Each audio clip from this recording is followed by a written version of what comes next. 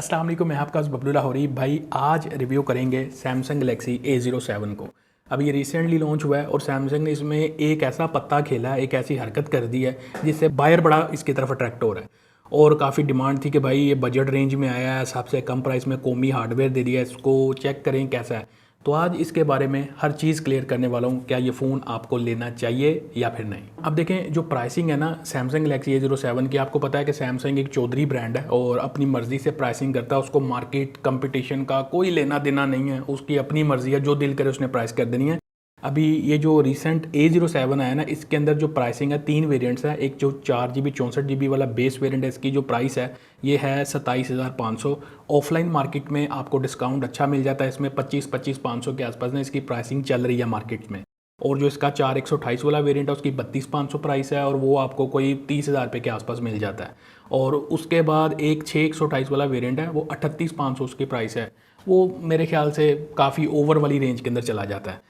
तो ओवरऑल अगर देखा जाए कंपैरेटिवली, जो इनका A06 था जो मैंने पहले रिव्यू किया था, उससे इसकी जो इसकी लुक्स हैं, इसकी जो बिल्ड है ना, थोड़ी सी मुझे रिफाइन लगी है कंपैरेटिवली A06 के। IP54 की डस्ट और स्प्लैश रेजिस्टेंस वाली जो थोड़ी बहुत रेटिंग है वो भी इन्होंने इंप्लीमेंट किया है, जो आपको पहले वाले A06 में नहीं मिलती थी, इसमें वो अवेलेबल है। वेट इज़ अराउंड 185 ग्राम और हैंड फील इस फ़ोन की for the budget segment better है। ऑडियो जैक भी नीचे दिया हुआ है इन्होंने, फिंगरप्रिंट साइड माउंटेड है।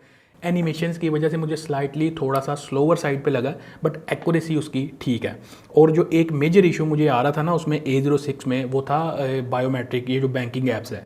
वो मैंने पहले तो इसको चेक किया, जैज़ कैश भी ओके है, हर चीज़ इसके अंदर ओके है, इसके अंदर मुझे वैसा इशू कोई नहीं आया। टू बी ऑनेस्ट, मैंने इसके अंदर अपना जैज़ कैश भी लॉगिन किया हुआ, बाकी क्योंकि काफ़ी दिनों से मैं यूज़ कर रहा था। रिव्यू तो मैं एक दिन में भी आपको दे सकता था, लेकिन काफ़ी चीज़ें वेरीफाई करने के बाद बताना होता है वीडियो के अंदर। और उसके अलावा जो मेन हाईलाइट है ना इस फ़ोन की, वो है इसके अंदर जो हीलियो G99 चिपसेट यूज़ किया है। अब ये चिपसेट 3 साल पुराना है और पाकिस्तानी मार्केट में ऑलमोस्ट हमने हर फ़ोन में देखा है। चाहे वो पिछले साल हमने 27,000 रुपये में वीगोटेल नोट 23 के अंदर देखा था, फिर उसके बाद जो है ना वो फ़ोन बड़ा चला वीगोटेल का, सिर्फ हार्डवेयर की वजह से। तो मैं इसीलिए ब्रांड्स को ये सुजेशन अक्सर वीडियो में देता रहता हूँ कि भाई ना दो वाटर प्रूफिंग, ना दो हमें ड्यूरेबिलिटी, हमें अच्छा हार्डवेयर दो, फ़ोन आपका खुद ही मार्केट बना लेगा। वो जो वीगोटेल का नोट 23 था कितना बिका है, वो सिर्फ अपने हार्डवेयर की वजह से बिका है। लगता है सैमसंग को ना थोड़ी सी ये चीज़ समझ में आई है, उन्होंने कौमी हार्डवेयर दे दिया है। और इनका ये कौमी हार्डवेयर मतलब जो G99 है ना, ये जस्ट 27,000 या इस रेंज के अंदर देना, इस चीज़ को इंडिकेट करता है कि ब्रांड अगर चाहे तो वो अच्छा हार्डवेयर लगा सकता है। अब यही हार्डवेयर जो G100 बना के ओप्पो के A6 प्रो में है, 80,000 रुपये का रेट है उसका। मतलब क्या जस्टिफिकेशन है अगर ब्रांड आगे से पुट्ठी सीधी या इधर उधर जो राइट लेफ्ट आपको जस्टिफिकेशंस मिलती हैं कि ये GST है, वो टैक्स है, ये टैक्स है, भाई ब्रांड दे सकते हैं और ब्रांड को देना पड़ेगा अगर इनको मार्केट में अपने डब्बा पैक फ़ोन्स चलाने हैं। बाकी हरकत सैमसंग ने भी वही किया है कि चलो G99 एक तो दे दिया 25-26 हज़ार रुपये की रेंज में, और वही G99 अपने 17 में भी दे दिया, मतलब उसकी जो रेंज है वो 60-65 हज़ार रुपये है। लेकिन स्टिल दो बदमाशियाँ ऐसी हैं जो सैमसंग अभी नहीं छोड़ रहा, जो इसको छोड़नी पड़ेंगी फ्यूचर में। और क्योंकि जो यूज़र है ना वो इस चीज़ को काफ़ी प्रायोरिटी देता है और काफ़ी डिमांड करता है इन चीज़ों की। एक तो ये डब्बे में चार्जर नहीं देते, सिर्फ सूखा ये पतला सा डब्बा बनाया हुआ है, इसके अंदर ये फ़ोन निकलता है और एक वो चार्जर वो वाली जो डेटा केबल है ना वो निकलती है। यूज़र मार्केट में जाता है, नॉन जेन्युइन चार्जर कोई बाय कर लेता है, कोई हल्का चार्जर बाय कर लेता है, मार्केट में उसको हर तरह का कॉपी चार्जर चिपका देते हैं ओरिजिनल कह के। अल्टीमेटली वो चार्जिंग के दौरान बैटरी की लाइफ को, बैटरी की हेल्थ को इफेक्ट करता है और यूज़र का एक जो परसेप्शन है ना वो बन जाता है कि ब्रांड ने जो फ़ोन दिया इसकी बैटरी अच्छी नहीं है। तो सैमसंग को ये चीज़ टैकल करनी चाहिए, जिस तरह आपने दूसरी कंट्रीज़ में A17 के साथ चार्जर डब्बे में रखा है ना, सारे ब्रांड दे रहे हैं। ओप्पो का आ रहा है वो A5X आता है 464 वाला, सेम प्राइस रेंज है, उसमें 45 वाट चार्जिंग सपोर्ट है, डब्बे में चार्जर दिया हुआ है। तो सैमसंग को क्या बीमारी है भाई कि सैमसंग डब्बे में चार्जर नहीं दे रहा। तो ये चीज़ें सैमसंग को देखनी चाहिए। डब्बे में कोई केस जो है ना एक्स्ट्रा प्रोटेक्शन के लिए वो भी नहीं दिया गया, हालांकि केस की ज़रूरत होती है। मैंने विदाउट केस चलाया कुछ दिन, हल्के फुल्के मुझे बैक पे ना स्क्रैचेस आ गए हैं। तो चार्जर, केस, ये ऐसी बेसिक चीज़ें हैं जो डब्बे में से एक नए फ़ोन के निकलनी चाहिए। जब नया फ़ोन लॉन्च होता है मार्केट से ये चीज़ें नहीं मिल रही होती तो ब्रांड को इन चीज़ों को देखना चाहिए। और जो दूसरी इनकी जो है ना, मैं कह रहा हूँ वो इनका यू टर्न वाली जो नॉच है ना, ये यू टर्न लेना नहीं छोड़ रहे अभी तक। वही डिस्प्ले ठीक है, जो HD+ है ना 720p, ये आज की मार्केट में 25,000 रुपये से ऊपर समझ में नहीं आता। और मैं भी यही कहता हूँ कि भाई 25,000 रुपये तक स्पेंडिंग करो 720p पे। लेकिन अगर कोई ब्रांड रिलायबिलिटी बेहतर हो रही है, कुछ आपको कुछ एक्स्ट्रा और फीचर जैसे 6 साल की लॉन्ग टर्म सॉफ्टवेयर सपोर्ट भी है स्पून के साथ, तो कुछ फीचर्स पे कंप्रोमाइज़ करके अदर फीचर्स को प्रायोरिटी देते हो, तो फिर आप 2-3 हज़ार रुपया ऊपर नीचे भी 720p डिस्प्ले को कंसिडर कर लेते हो, तो कोई मसले वाली बात नहीं है। डिस्प्ले 90 हर्ट्ज़ यहाँ पे इंप्लीमेंट किया, जो पहले इनका A06 आया था उसके अंदर 720p तो था बट वो 60 हर्ट्ज़ वाला था। यहाँ पे आपको 90 हर्ट्ज़ मिलता है, तो थोड़ी सी यूज़ करते हुए स्मूथनेस में आपको डिफरेंस जरूर नजर आएगा थोड़ा सा। बाकी जो 720p डिस्प्ले है इसका डे टू डे यूज़ में अगर आप सैमसंग की यूज़र हो या 25,000 रुपये रेंज के जो यूज़र के पॉइंट ऑफ व्यू से अगर देखा जाए तो ठीक है, गुजारा करेगा। डिस्प्ले के मतलब जो कलर्स वगैरह हैं वो भी ठीक हैं। यूट्यूब पे अब मीडिया वैसे तो 2K रेजोल्यूशन तक ये जा सकता है, लेकिन वो ज़ाहिर रेजोल्यूशन की लिमिटेशन आ जाती है ना। ओवरऑल डिस्प्ले के कलर्स वगैरह ठीक है। हाँ, पिक्सेलेशन थोड़ी सी फील होती है अगर आपने पहले थोड़ा सा हाई रेजोल्यूशन वाला डिस्प्ले यूज़ किया हो उसी केस में, लेकिन अगर आपने सेम रेंज के अंदर 720p चलाया हुआ है तो फिर में भी आपको इस चीज़ का फील नहीं होगा। बाकी जो डिस्प्ले के हैप्टिक्स है, क्योंकि एक बजट कैटेगरी का जो रेंज का बेस वेरिएंट है मेरे पास, मैं उसी के पॉइंट ऑफ व्यू से देख रहा हूँ, तो हैप्टिक्स की जो वाइब्रेशन है नॉर्मल वाली है, बट ये जो इस रेंज के दूसरे टेक्नो इन्फिनिक्स वाले फ़ोन्स मिलते हैं उनमें जो गुर गुर वाली वाइब्रेशन है ना, उससे थोड़ी सी बेहतर वाली मैं इसके अंदर रेट करूँगा। यूज़ करते हुए जो G99 चिपसेट है वो वैसे तो परफॉर्म सही करता है, लेकिन इस फ़ोन में मैंने जो बेस वेरिएंट है ना मेरे पास 464 वाला, मैंने जो चीज़ नोटिस की है ना, हल्का फुल्का अगर आप थोड़ा तेज़ फ़ोन को यूज़ करोगे ना, और फ़ोन थोड़ा सा ना आपको जिटर करता हुआ नज़र आएगा ऐप्स के अंदर स्विच करते हुए, स्क्रॉलिंग करते हुए मेन्यूज़ में। जिस तरह स्नैपी थोड़ा सा होना चाहिए ना फ़ोन, वैसा फील नहीं हुआ। थोड़ा बहुत कहीं ना कहीं पे ना मुझे स्लो, थोड़ा जिटरी ये फील हुआ है इसको यूज़ करते हुए। लेकिन अगर आप थोड़ा सा सब्र तहम्मुल से यूज़ करोगे तो फिर वो चीज़ें मतलब सही रहती हैं। गेमिंग पॉइंट ऑफ व्यू से, क्योंकि G99 में आपको पता है कि PUBG 60 FPS पे चल जाती है, तो वो कैजुअल वाली ही माइंड में रख के इस फ़ोन को लेना, कोई हैवी वाली 60 FPS नहीं है। और जायरो सेंसर इस फ़ोन के अंदर सिरे से ही आता नहीं है, ना सॉफ्टवेयर वाला है ना हार्डवेयर वाला है। लेकिन डेली यूज़ के जो टास्क हैं ये फ़ोन वैसे हैंडल कर लेगा। लेकिन जो 4 GB रैम है ना इसकी, ये बेसिकली इसकी जो मैंने देखी है मल्टीटास्किंग रैम मैनेजमेंट, वो मुझे कोई इतनी मज़े की नहीं लगी इसके अंदर ना। मतलब बैकग्राउंड के अंदर छोटी मोटी 2-4 ऐप्स हैं उनको हैंडल कर लेगा, कोई हैवी ऐप चलाई सारों को ना रीलोड करके चलाता है। तो रैम मैनेजमेंट बिलो एवरेज है इसकी। बाकी डे टू डे यूज़ के जो टास्क हैं वो भी हैंडल करेगा। बैटरी अच्छा चल जाती है इस फ़ोन की, नॉर्मल मॉडरेट यूज़ है तो 1.5 दिन तो पक्का है, ऊपर 2 दिन भी इसकी बैटरी जा सकती है।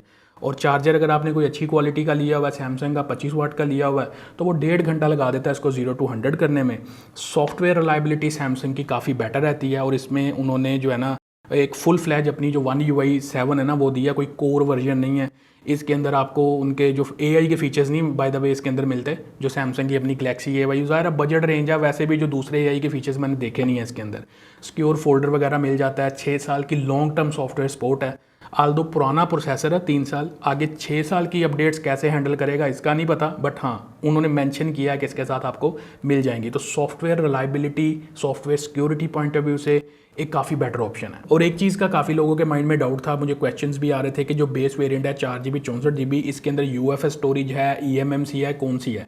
तो सारों के अंदर जितने भी वेरिएंट है A07 में, इसमें UFS 2.2 की स्टोरेज है। आपको एक टिप दे देता हूँ यहाँ पे, कोमी हार्डवेयर है ना मीडियाटेक हीलियो G सीरीज़ का G99, अब ये G99 से नीचे जितने भी प्रोसेसर हैं, चाहे वो G85 है, G81 ultra, G91 ultra, G88 जो भी है, कोमी हार्डवेयर से नीचे है, उन सब में eMMC स्टोरेज होती है, क्योंकि वो प्रोसेसर UFS स्टोरेज को सपोर्ट नहीं करते। सिर्फ कोमी हार्डवेयर पे जाके UFS स्टोरेज का सपोर्ट आता है, और इसके बेस वेरिएंट में भी आपको UFS स्टोरेज मिलेगी। कॉल क्वालिटी इस फोन की मैंने टेस्ट की है, काफ़ी बेटर कॉल क्वालिटी है। डेटा कनेक्शन स्पीड है इसमें 4G प्लस का सपोर्ट नहीं है, ओबियसली बजट रेंज में है, 4G प्लस नहीं है, 4G LTE का सपोर्ट है। स्पीड रीजनेबल आ जाती है कि नेटवर्क की कवरेज बेहतर आ रही है आपके पास। उसके अलावा फुल ड्यूल सिम सपोर्ट है इस फ़ोन में, आप 2 सिम के साथ माइक्रो SD कार्ड लगा सकते हो।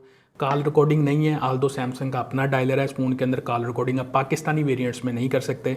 उसके अलावा NFC का सपोर्ट इस फ़ोन के अंदर आपको नहीं मिलता। VoLTE का जो सपोर्ट है वो अवेलेबल है इस फ़ोन में। वाईफाई कॉलिंग जो सपोर्ट है वो भी इस फ़ोन के अंदर आपको मिल जाता है। बाकी जहाँ तक इसके कैमराज हैं, बैक पे 50 मेगापिक्सल का मेन सेंसर है, साथ में एक 2 मेगापिक्सल रेलू कट्टा लगा हुआ, फ्रंट पे 8 मेगापिक्सल की सेल्फी है। तस्वीरें ली हैं इसकी डे लाइट में, फ़ोटोज़ वगैरह बजट रेंज के हिसाब से कुछ डिसेंट आपको क्लिक करवा देगा, लेकिन जो वीडियोग्राफी है वहाँ पे दुनिया झटके वटके ही खा रही होती है हर फ़ोन में, तो यहाँ पे बस बिलो एवरेज टाइप की वीडियोग्राफी है। तो कैमरा से कोई हाई एक्सपेक्टेशंस नहीं है, लेकिन हाँ कुछ छोटी मोटी तस्वीरें क्लिक करनी है वो आपको करवा देगा। अब देखें हर चीज़ एक्सप्लेन कर दी है। गैलेक्सी A07 को लेके 3 वेरिएंट्स हैं। जो 464 वाला है वो डिस्काउंटेड इस टाइम पे मार्केट में 25,500 या 25 तक मिल रहा है, वैसे प्राइस उसकी 27,500 है। और जो दूसरा 4128 वाला वेरिएंट है ये आपको 29,500 के आसपास डिस्काउंटेड मिल रहा है, वैसे प्राइस 32,500 है। तो prices still in my opinion थोड़ी ज़्यादा हैं। अगर कम होती 2-2 हज़ार रुपया तो और ज़्यादा बेटर वैल्यू मार्केट में निकलती। लेकिन स्टिल सैमसंग ने ऐसी जो हरकत की हुई है ना, इसके अंदर जो G99 फिट कर दिया है 30,000 रुपये के नीचे, लाइक 25-26 के अंदर जो वेरिएंट है। अदर ब्रांड G81 G91 इस तरह के हार्डवेयर दे रहे हैं, वो भी ठीक है प्राइस के हिसाब से, लेकिन सैमसंग ने सरप्राइज़ किया थोड़ा सा। अब G91 वैसे तो हमने 2023 में वीगोटेल नोट 23 में भी देखा था और वो फ़ोन बड़ा चला था अपने हार्डवेयर की वजह से। तो इसीलिए मैं ब्रांड्स को कहता हूँ कि भाई अच्छा हार्डवेयर लगाओ, ना दो ये इतनी कोई ख़ास ड्यूरेबिलिटी, ना दो ये वाटर प्रूफिंग। इस रेंज में ये चीज़ें बहुत ज़्यादा मैटर नहीं करती, हार्डवेयर ज़्यादा मैटर करता है। तो 464 वाला वेरिएंट भी अगर सैमसंग यूज़र कंसिडर करना चाहता है, जो A06 से आ रहा है, अपग्रेड करना चाहता है, तो वो देख सकता है। और जो 4128 वाला वेरिएंट है उसमें आपको स्टोरेज का एडवांटेज मिलेगा, रेजोल्यूशन पे थोड़ा सा डिस्प्ले के कंप्रोमाइज़ आ जाएगा आपका। तो विद सम कंप्रोमाइजेज आप कंसिडर करना चाहो सैमसंग गैलेक्सी A07 को, तो ये जो 2 वेरिएंट है ना, ये आप कंसिडर कर सकते हो। जो 6 GB वाला इसका वेरिएंट है, अगर आप उसको बाय करने में इंटरेस्टेड हो ना, तो फिर वो मैं आपको रिकमेंड इतना नहीं करूँगा, क्योंकि उसकी जगह पे जो टेक्नो का स्पार्क 30 प्रो है ना, 3637 में मिल जाता है डिस्काउंटेड, वो ज़्यादा बेटर ऑप्शन है। या फिर 4041 में इन्फिनिक्स का अगर हॉट 60 प्रो मिल जाए आपको, वो पतले बेजल वाला, तो वो ज़्यादा बेटर ऑप्शन है उन दोनों 6 GB के मुकाबले में। तो ये सारी सूरत हाल है। 4 GB 64 GB वाला आप अपनी रिक्वायरमेंट के हिसाब से देख सकते हो। और जो ओवरऑल है ना, 128 GB स्टोरेज मैं आपको रिकमेंड करूँगा, क्योंकि स्टोरेज का थोड़ा सा एडवांटेज होना चाहिए। 64 GB स्टोरेज थोड़ी सी कम पड़ जाती है। आई होप कि चीज़ें आपको क्लियर हो गई होंगी। वीडियो अच्छी लगी हो तो लाइक शेयर सब्सक्राइब तो आपने कर ही देना है। मैं मिलता हूँ अगली वीडियो में। Thanks for watching. अल्लाह हाफिज़।